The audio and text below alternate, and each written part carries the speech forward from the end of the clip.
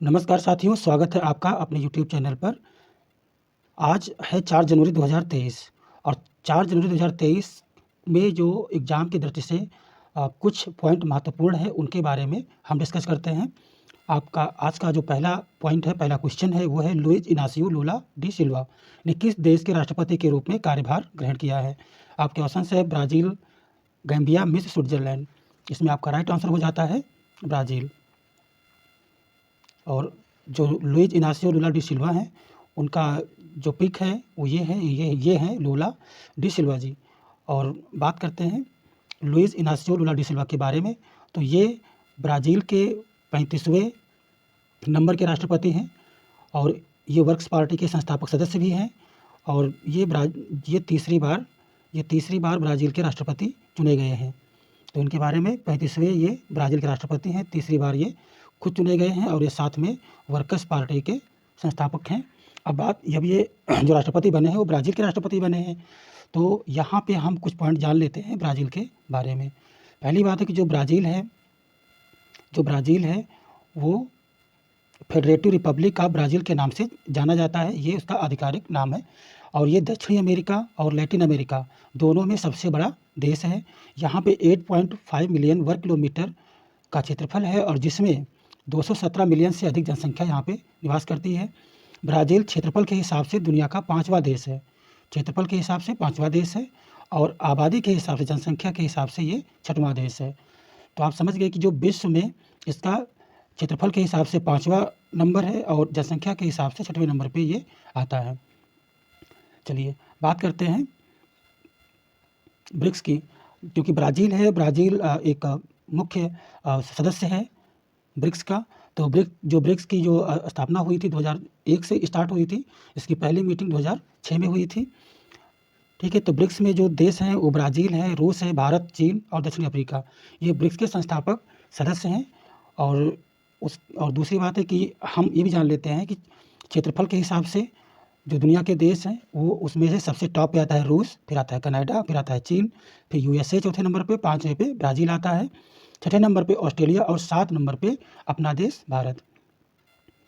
जनसंख्या के हिसाब से दुनिया का सबसे बड़ा देश है चीन और सेकेंड नंबर पे अपना देश भारत आता है, फिर है यूएसए, इंडोनेशिया, पाकिस्तान, ब्राज़ील। अगर इसकी राजधानी के बारे में बात करते हैं तो राजधानी इसकी ब्राज़ीलिया है, मुद्रा इसकी ब्राज़ीलियाई रियाल है। राष्ट्रपति आप समझ गए, राष्ट्रपति वहाँ के लुइस इनासियो लुला डी सिल्वा हैं। अब जान लेते हैं इसके जो चारों तरफ देश हैं, वो आप इस मैप में देख सकते हैं कि ये है ब्राज़ील दक्षिणी अमेरिका का जो महाद्वीप है उसमें एक सबसे बड़ा देश है। जो उसके चारों तरफ जो देश हैं वो है पहला फ्रेंच गुयाना, फिर है सूरीनाम, फिर है गुयाना, फिर वेनेजुएला, कोलंबिया, इक्वाडोर, पेरू और उसके बाद आता है आपका बोलिविया आ गया, पैराग्वे है और उरुग्वे है। ये इसके सराउंडिंग देश हैं और कहीं ना कहीं इसका जो अर्जेंटीना का पार्ट है वो भी लगता है। तो इसके सराउंडिंग देश ये हो गए, इनको आप नोट कर सकते हैं। अगला क्वेश्चन है आपका, देश में आयुर्वेद में अनुसंधान एवं विकास को बढ़ावा देने हेतु आयुर्वेद प्रोफेशनलों के लिए कौन सा कार्यक्रम चलाया गया है? जो अपना आयुर्वेद है, जिसके आप आयुष के नाम से जानते हैं, जो अपना आयुष कार्यक्रम है उसमें जो देसी दवाइयाँ हैं उनको बढ़ावा दिया जाता है। तो इसमें रिसर्च के लिए और डेवलपमेंट के लिए जो इसमें काम करने वाले डॉक्टर्स हैं, प्रोफेशनल्स हैं, उनको कि ये लोग अच्छे से काम करें, इसके लिए कौन सा कार्यक्रम चलाया गया, इनको हेल्पफुल हो। आपके ऑप्शंस हैं स्मार्ट कार्यक्रम, उड़ान कार्यक्रम, स्टार्टअप कार्यक्रम, आयुष कार्यक्रम। तो आपका आंसर हो जाता है यहाँ पे स्मार्ट कार्यक्रम। तो जो भी आयुर्वेद के जो प्रोफेशनल हैं वो आयुर्वेद में अच्छे से रिसर्च करें और डेवलपमेंट करें उसके प्रोग्राम्स के लिए, उसकी दवाइयों के लिए, मेडिसिन के लिए, तो उसके लिए गवर्नमेंट ने स्मार्ट कार्यक्रम चलाया है इनकी। अब स्मार्ट की हम बात करते हैं तो स्मार्ट का जो फुल फॉर्म है वो है scope for main stream Ayurveda research in teaching professionals कार्यक्रम। इसका उद्देश्य है आयुर्वेद कॉलेजों और अस्पतालों के माध्यम से प्राथमिकता वाले सदस्य अनुसंधान क्षेत्र में वैज्ञानिक अनुसंधान को बढ़ावा देने के लिए चिकित्सा शिक्षा का नियमन करने और वैज्ञानिक अनुसंधान करने के लिए भारत सरकार के आयुष मंत्रालय के अधीनस्थ 2 प्रमुख संस्थान हैं। ठीक है, देखिए जो गवर्नमेंट जिस चीज़ से आयुर्वेद मंत्रालय को चलाती है उसमें जो मेन जो संस्थाएं हैं वो 2 संस्थाएं हैं, जिसको हम एक को बोलते हैं NCISM, जिसका फुल फॉर्म है national commission for Indian system of medicine, ये एग्जाम में कभी भी आ सकता है। आपका जो फुल फॉर्म है भारतीय चिकित्सा प्रणाली के लिए राष्ट्रीय आयोग, एक ये इंस्टीट्यूशन है जो काम करता है। और दूसरा है CCRAS, इसका पूरा नाम है central council for research in Ayurvedic science, Hindi में बोलेंगे इसको केंद्रीय आयुर्वेदिक विज्ञान अनुसंधान परिषद। तो ये हो गया स्मार्ट कार्यक्रम, जो आयुर्वेद कॉलेज हैं और अस्पताल हैं उनको प्राथमिकता दी गई है, जो उसके वैज्ञानिक हैं वो रिसर्च करें अच्छे से, उसमें डेवलपमेंट करें। तो उसके लिए स्मार्ट प्रोग्राम चलाया गया है। और स्मार्ट प्रोग्राम का जो फुल फॉर्म है वो हो जाता है आपका scope for main stream Ayurveda research and professional, ये आपको याद रखना है। ठीक है, बाकी जो स्मार्ट प्रोग्राम है, बात होती है आयुर्वेद की, तो आप समझिए कि जो आयुर्वेद के क्षेत्र में जो साइंटिस्ट हैं उनकी रिसर्च और डेवलपमेंट के लिए ये स्मार्ट प्रोग्राम चलाया गया है। अगर और बात होती है कि जो जो ये आयुर्वेद की चीज़ें हैं, जो उनके कॉलेज हैं, कि जो बड़े-बड़े कॉलेज चलते हैं उनको जो सर्टिफिकेशन कौन करता है, उनका प्रमाणीकरण कौन देता है, तो ये 2 संस्थाएँ हैं जो ये सारे काम करती हैं। ठीक है, क्वेश्चन नंबर 3 की तरफ बढ़ते हैं। साड़ी महोत्सव का जो विरासत महोत्सव हुआ है उसका दूसरा चरण कहाँ आयोजित किया गया, तो ये आयोजित किया गया कहाँ, नई दिल्ली में आयोजित किया गया। और इसमें जान लेते हैं इसके बारे में। भारत की हाथ की बनी हुई 75 साड़ियों का उत्सव, मतलब एक टाइप की प्रदर्शनी है जहाँ पे जो हाथ की कारीगरी होती है, साड़ियों पर जो डिज़ाइन बनाई जाती हैं, जो हाथ से कढ़ाई होती है, उनकी 75 टाइप की साड़ियाँ जो हैं पूरे देश की, वो वहाँ पे रखी गई हैं। साड़ी महोत्सव का जो दूसरा चरण है वो 3 से 17 जनवरी 2023 तक चलेगा, मतलब 3 जनवरी से 17 जनवरी 2023 तक चलेगा, जिसमें हथकरघा हाट जनपद नई दिल्ली में ये आयोजित किया गया है। जो हथकरघा बाज़ार है जनपद रोड पे, वहाँ पे नई दिल्ली में आयोजित किया गया है। और जिसका पहला चरण जो था वो 16 दिसंबर 2022 से शुरू होकर 30 दिसंबर 2022 को ख़त्म हुआ था। ठीक है, तो दिसंबर में पहला चरण इसका हुआ था, और जो दूसरा चरण है वो आपका जनवरी 2023 में हो रहा है, जो अभी 3 से 17 तक चलेगा। हथकरघा बुनकरों की सहायता करने के लिए एक कॉमन हैशटैग चलाया गया है सोशल मीडिया के ऊपर, जो है my sari my pride, hashtag my sari my pride. ये आपका ट्विटर पे चला हुआ है। और प्रदर्शनी का जो टाइम रहेगा वो 11 से 8 के बीच तक रहेगा, मतलब 11 बजे सुबह जाएंगे और 8 बजे शाम तक ये चलेगा। ठीक है, तो ये हो गया कि अगर विरासत साड़ी महोत्सव का नाम आता है तो उसमें आप ये समझिए कि हाथ से बनी हुई साड़ियों की प्रदर्शनी है जो नई दिल्ली में चली थी, और जिसका पहला चरण 16 दिसंबर 2022 से शुरू हुआ था और 30 दिसंबर 2022 को ख़त्म हुआ था। दूसरा चरण जो है 3 से 17 जनवरी तक चलेगा। फिर बढ़ते हैं आगे क्वेश्चन की तरफ। क्वेश्चन नंबर 4, इसमें जो क्वेश्चन है फेम इंडिया फेज सेकेंड, जो फेम इंडिया फेज है, जो फेम इंडिया प्रोग्राम है उसका जो द्वितीय चरण है वो किससे संबंधित है। आप यहाँ पे ऑप्शंस हैं हाइब्रिड और इलेक्ट्रिक वाहन से, पेट्रोलियम चलित वाहन से, डीजल चलित वाहन से, या सभी। जो फेम इंडिया कार्यक्रम है वो किससे संबंधित है, तो आपका जो राइट आंसर है वो हो जाता है हाइब्रिड और इलेक्ट्रिक वाहन से। इसमें क्या है कि जो गवर्नमेंट है वो प्रदूषण को ध्यान में रखते हुए कि बहुत सारी गाड़ियों से जो हानिकारक गैसों का उत्सर्जन होता है वो कम हो, उसके लिए वो नई तरीके की जो बस है, गाड़ियाँ हैं, वो चलाने की कोशिश कर रही है, और ये उसका दूसरा चरण जो है वो इसी से संबंधित भी है। देखिए अब ये क्या है कि ये लागू होगा आपका 1 अप्रैल 2015 से, ये पहला लागू किया गया था फेम इंडिया प्रोग्राम 1 अप्रैल 2015 से। इसमें क्या है कि विद्युत गतिशीलता, इलेक्ट्रिक मोबिलिटी को बढ़ावा देने के लिए इलेक्ट्रिक जो वाहन है और चार्जिंग स्टेशन है, ठीक है, जो इलेक्ट्रिक वाहन है, इलेक्ट्रिक बसेस है और चार्जिंग स्टेशन है, उनको मंजूरी दी गई थी। इस योजना के तहत 2022 तक देश में 60-70 लाख हाइब्रिड और इलेक्ट्रिक वाहन सड़कों पर उतारने का लक्ष्य है। ठीक है, ये लक्ष्य रखा गया था जब 2015 में ये योजना लॉन्च हुई थी। उसके बाद इसमें लगभग 950 करोड़ लीटर पेट्रोल और डीजल की खपत में कमी आएगी। समझिए एक 950 करोड़ लीटर जो अपने आप में एक बहुत बड़ा महत्व रखता है कि अगर ये सब बसें चल गई अच्छे से तो 950 करोड़ लगभग जो पेट्रोल डीजल है उसकी खपत में कमी आएगी, जिससे इस खर्च पर होने वाले 62,000 करोड़ रुपये की बचत होगी, जो देश के लिए बहुत ही आर्थिक महत्व की बात है।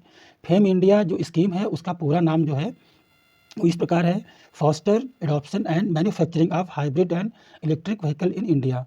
तो आप फेम इंडिया का जो फेम है, फेम इंडिया, ये एफ से है फॉस्टर, ए से एडॉप्शन एंड एम से है manufacturing of hybrid electric vehicle in India, ये इसका फुल फॉर्म हो गया।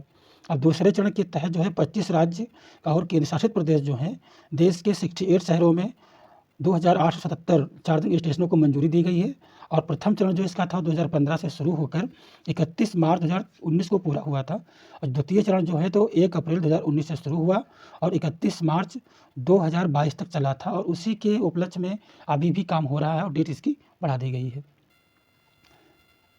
क्वेश्चन नंबर 5 है, भारत की प्रथम शिक्षिका और महिलाओं के लिए प्रथम विद्यालय की संस्थापक कौन थी?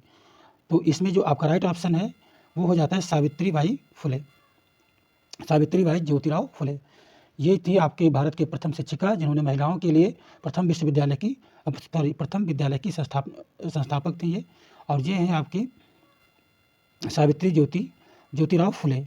ठीक है, तो इनकी 3 जनवरी को इनका जन्मदिन था और जो इन्होंने महाराष्ट्र सतारा में जन्म लिया था। इनके पिता का नाम कान्होजी नवैसे था, माता का नाम लक्ष्मी और पति ज्योतिराव फुले थे।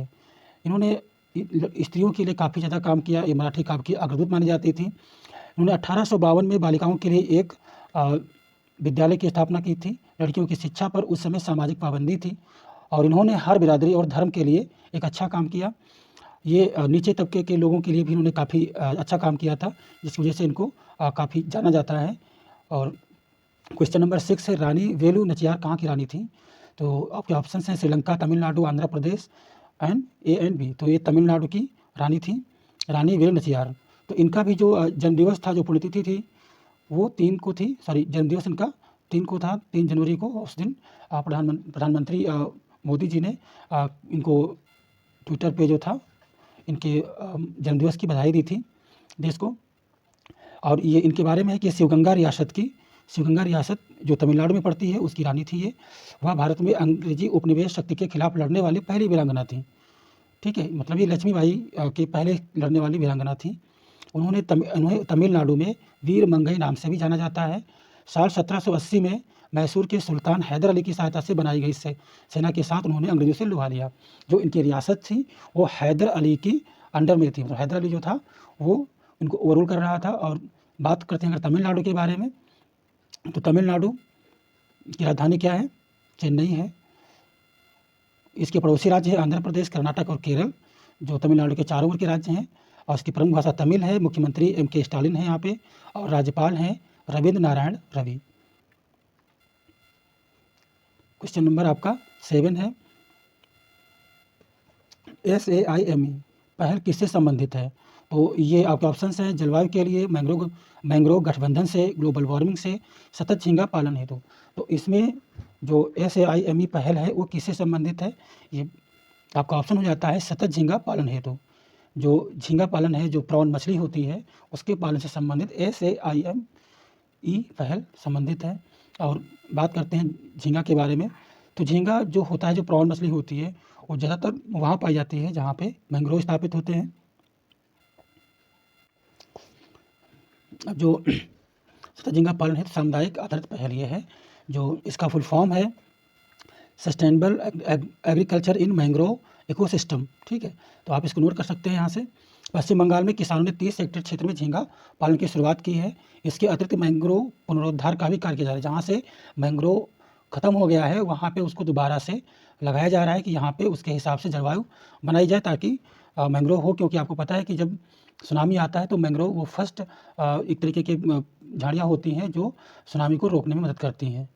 और वर्ष 2019 में शुरू हुई सतत झींगा पालन हेतु सामुदायिक आधारित पहल की परिकल्पना है। अभिन्न गैर सरकारी संगठन जो NGO थे, उन्होंने इसका जो 2019 में शुरुआत की थी, जिनमें से कुछ जो NGO हैं वो मेन NGO हैं जिन्होंने इसमें ज़्यादा अपना वर्क किया है। एक आता है न्यूज़, जिसका फुल फॉर्म है nature environment and wild life society. Nature environment and wild society. Global nature fund है, नेचरलैंड है, Bangladesh environment and development society है। तो ये कुछ NGO थे जिन्होंने प्रॉन मछली के बारे में और मैंग्रोव के इकोसिस्टम में काफ़ी ज़्यादा डेवलपमेंट किया है। तो आपको यहाँ पे जो आपका SAIME जो है वो किस संबंधित है? झींगा पालन से संबंधित है। और इसका जो फुल फॉर्म है वो sustainable agriculture in mangrove ecosystem है। ठीक है, तो ये आपको ध्यान रखना है।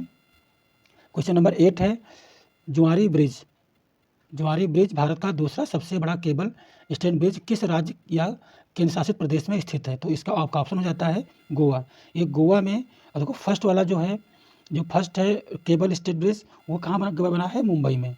ठीक है, दूसरा कहाँ आ गया आपका? दूसरा आपका आ गया गोवा में। ठीक है, अब ज्वारी नदी कहाँ पड़ती है? इसको जूम कर लेते हैं थोड़ा सा।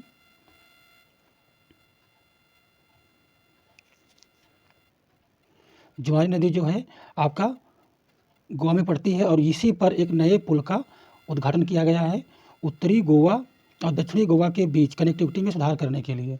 जो उत्तरी गोवा है दक्षिणी गोवा उसके बीच में ये पुल बनाया गया है जहाँ से ये ज्वारी नदी निकलती है। इसी के ऊपर ज्वारी ब्रिज मुंबई के बांद्रा वर्ली जो सी लिंक है उसके बाद का ये दूसरा है, जो भारत का दूसरा सबसे बड़ा केबल स्टेट ब्रिज है।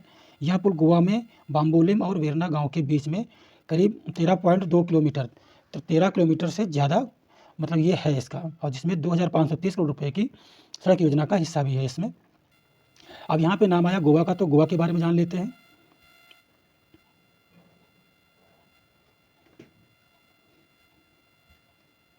तो गोवा का जो क्षेत्रफल है वो भारत क्षेत्रफल के हिसाब से ये अपने देश का सबसे छोटा राज्य है, जनसंख्या के हिसाब से चौथा छोटा राज्य है छोटे राज्यों में।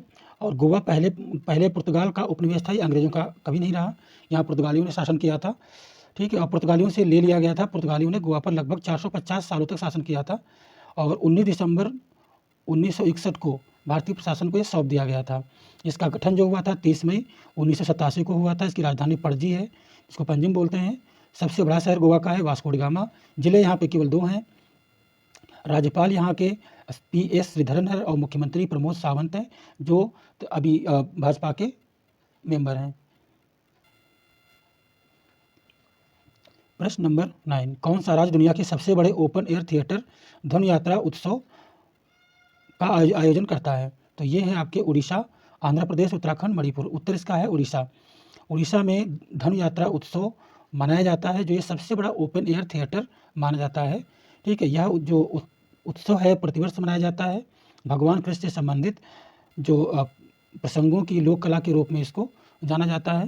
दुनिया का सबसे बड़ा ओपन एयर थिएटर माना जाता है, जो पश्चिमी उड़ीसा में बरगढ़ में मनाया जाता है। देश की आज़ादी के जश्न के हिस्से के रूप में 1947-48 बारगढ़ में धनु यात्रा के अस्तित्व में ये आया था। नाम आता है यहाँ पे उड़ीसा का, तो जान लेते हैं उड़ीसा के बारे में। उड़ीसा जो है भारत के पूर्वी तट पर स्थित एक राज्य है। उड़ीसा उत्तर में झारखंड है, इसके उत्तर पूर्व में पश्चिम बंगाल है और दक्षिण में आंध्र प्रदेश है और पश्चिम में छत्तीसगढ़ है। पूर्व में बंगाल की खाड़ी से स्थित है। ये इसके चारों ओर के राज्य हो गए। और प्राचीन काल में जब आप कलिंग पढ़ते हैं, कलिंग, तो कलिंग का आधुनिक नाम है उड़ीसा। यहाँ पे 261 ईसा पूर्व में मौर्य सम्राट अशोक ने आक्रमण किया था। आप उड़ीसा के जो राज्यपाल हैं उनका नाम है गणेशी लाल, और जो कैपिटल यहाँ की राजधानी जो यहाँ पे भुवनेश्वर है, और चीफ मिनिस्टर यहाँ के नवीन पटनायक जी हैं। ये इतना आपको ज़्यादा ध्यान देना है।